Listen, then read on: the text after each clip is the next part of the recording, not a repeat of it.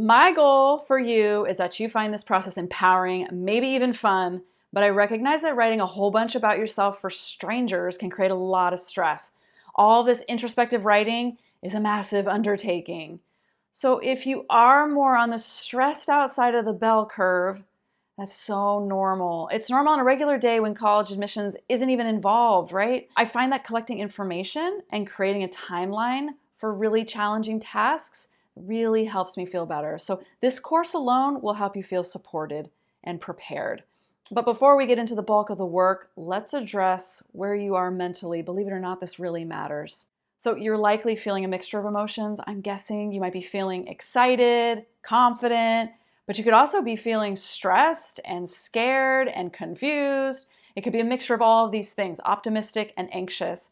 That's how I feel pretty regularly, regardless of what I'm doing. It's just life, right? So it's important to recognize whatever's coming up so you see it for what it is. I've seen students feel discouraged or overwhelmed at some point in this process. It's so normal. A lot of it, though, it can be solved by enough quality sleep and organization, because when negative thoughts come into the brainstorming process, they reduce your creativity.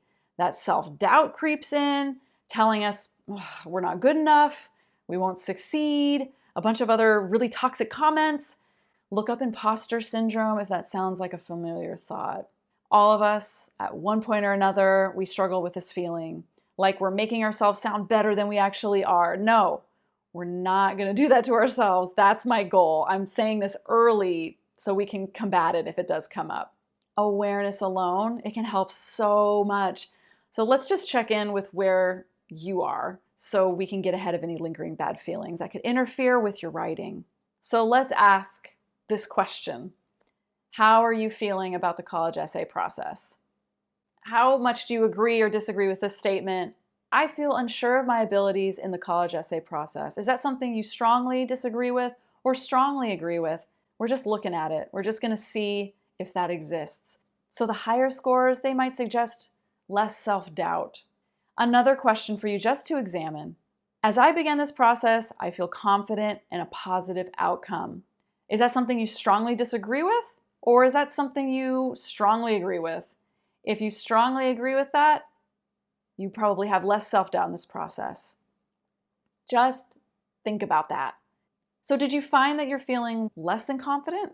Again, normal. So here are a few reminders to help silence that inner critic. First off, this is not academic writing. This requires creative writing and vulnerability, which is not usually practiced like math and research papers. So basically give yourself a break. You might not feel very comfortable with this process, and then you might misinterpret that discomfort for your writing to be bad quality. Nope, your quality may be just fine. You just need a little positive self-talk. So first, acknowledge that you are using a tool right now. You are doing what you need to do to become better informed and better organized on college admission essays. Watching these modules and doing your brainstorming activities, those are successes. Then you're self-reflecting on all of the accomplishments you've experienced so far in life. We are working with what is available at this time in your life as you write, and I promise you that you have enough to write on. One of my favorite quotes, like in life, comes from Theodore Roosevelt, which is, "Comparison is the thief of joy." This could not be more true.